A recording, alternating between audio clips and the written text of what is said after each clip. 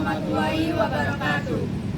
Kami dari kelompok 2 ingin menjelaskan tentang timeline pemahaman manusia tentang Tuhan dan fakta saintifik tentang keberadaan Tuhan. Sebelum kami menjelaskan materi tersebut, izinkan kami untuk memperkenalkan diri terlebih dahulu. Saya Rizky Vina Anita dengan NPM 25013010153. Perkenalkan, nama saya Ananta Putra Pramana dengan NPM 25045011006. Saya Alfio Ananta dengan NPM 25013010326. Saya Rida Nora Kamala dengan NPM 25013010163. Pada masa primitif, manusia hidup sederhana dan sangat bergantung pada alam. Mereka melihat petir, hujan, gunung meletus, atau matahari terbit, lalu menganggapnya sebagai kekuatan gaib yang harus dihormati. Dari sinilah lahir animisme dan dinamisme, yaitu kepercayaan pada roh dan kekuatan benda-benda alam. Ketika peradaban berkembang, khususnya di Mesir, Yunani, dan Romawi, muncullah kepercayaan politisme. Banyak dewa disembah sesuai bidangnya: dewa langit, dewa laut, dewa perang, hingga dewa cinta. Mereka digambarkan menyerupai manusia, namun memiliki kekuatan luar biasa. Setelah itu, sejarah mencatat hadirnya agama-agama samawi seperti Yahudi, Kristen, dan Islam. Ketiga agama ini menegaskan konsep monoteisme, yaitu keyakinan pada satu Tuhan yang Maha Esa. Pemahaman ini menjadi tonggak penting dalam peradaban manusia yang mengajarkan kesatuan Tuhan dan tujuan hidup manusia. Di era modern dan kontemporer saat ini, meskipun muncul teori sekularitas di mana mencoba memisahkan agama dengan kehidupan sosial, kenyataannya agama tetap relevan. Justru ilmu pengetahuan alam memperlihatkan keajaiban alam yang menguatkan keyakinan bahwa adanya Sang Pencipta. Fakta saintifik tentang keberadaan Tuhan.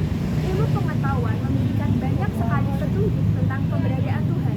Yang pertama, keseimbangan alam semesta. Bumi berada di zona layak huni.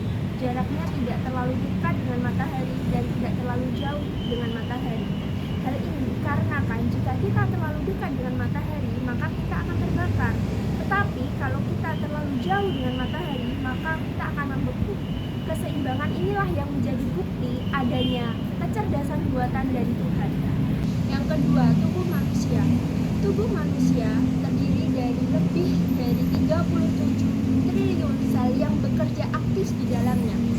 DNA ini menjadi instruksi bahwa kompleksitas di dalam tubuh kita itu lebih kompleks dari program komputer manapun. Hal ini menunjukkan bahwa Tuhan itu maha teliti. Fakta berikutnya adalah konsistensi hukum alam, gravitasi, hukum termodinamika hingga kecepatan cahaya. Semuanya berjalan sangat konsisten. Jika ada sedikit saja perubahan, kehidupan tidak mungkin berlangsung. Konsistensi ini memberi petunjuk adanya pengatur yang maha kuasa. Lalu ada teori Big Bang yang menyatakan bahwa alam semesta berawal dari satu titik tunggal lalu mengembang menjadi luas seperti sekarang. Menariknya, Al-Quran sejak berabad-abad lalu sudah menjelaskan bahwa langit dan bumi dahulu menyatu lalu dipisahkan oleh Allah. Ini membuktikan adanya keselarasan antara wahyu dan sains. Sederhana.